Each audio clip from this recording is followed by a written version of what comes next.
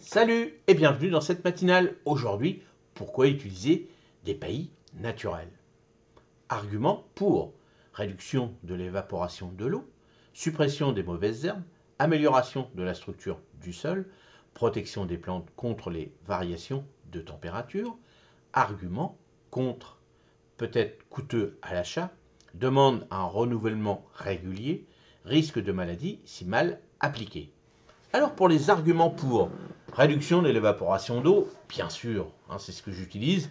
Alors bien sûr en ce moment, dans vos régions et dans la mienne, il pleut énormément. Donc n'hésitez pas à écarter un peu vos paillages de vos plantes pour pas que ça colle dessus, on laisse au moins 5 cm, on va dire même 20 cm de diamètre autour de vos plantes.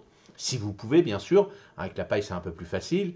Avec les copeaux, tout ça, pousser un petit peu pour éviter que ça reste gorgé d'eau, c'est-à-dire que ça maintienne beaucoup. Quand on dit protection des plantes contre les variations de température, donc tout ça, l'évaporation de l'eau, l'évaporation des températures, faites gaffe quand vraiment il y a beaucoup d'humidité.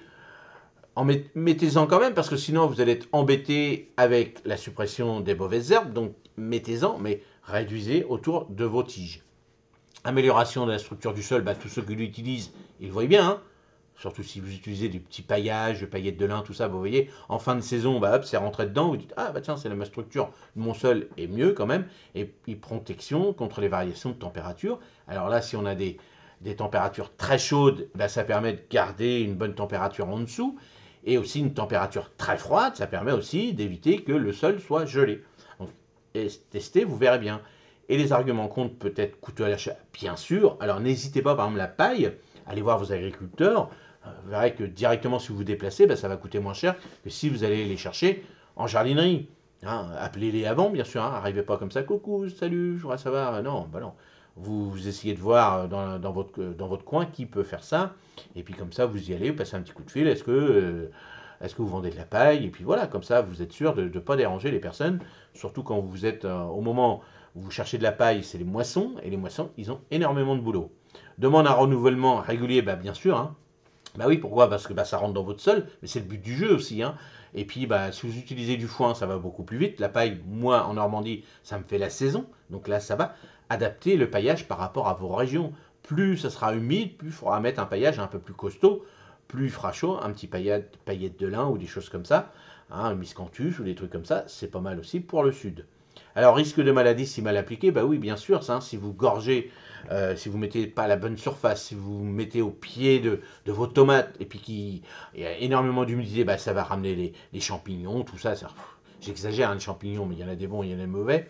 Mais bon, voilà, c'est pour ça que je vous dis, là, en ce moment, dans vos régions, si c'est très humide, écartez vos paillages de toutes vos plantes.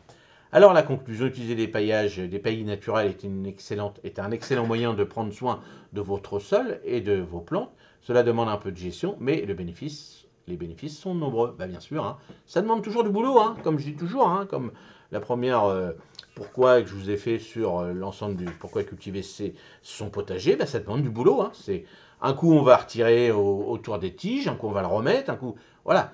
Regardez, passez du bon moment dans votre jardin, prenez du plaisir, mais il faut être attentif à l'ensemble de notre potager et aussi du jardin d'agrément, parce que ça sert aussi pour l'ensemble de notre jardin, le verger, les rosiers, les arbustes, tout ça, ça permet de garder surtout la réduction de l'évaporation d'eau. Ça, on arrive en période estivale et c'est hyper important. Vous pouvez le faire aussi avec du gazon. Petite couche, vous tondez, mettez une petite couche. Vous voyez que c'est bien sec, vous pouvez en rajouter dessus. Et puis comme ça, au fur et à mesure, ça va vous faire une couche un peu plus importante. Mais aéré, parce que ça reste du gazon, c'est de l'azote, c'est du verre, ça pue. Si vous mettez les grosses quantités, ça va puer. Et surtout si vous mettez ça près de tiges molles, là, vous allez tout détruire. Allez, n'hésitez pas, vous, à donner vos arguments pour et vos arguments contre. Allez, passez une excellente journée. À demain matin. Salut.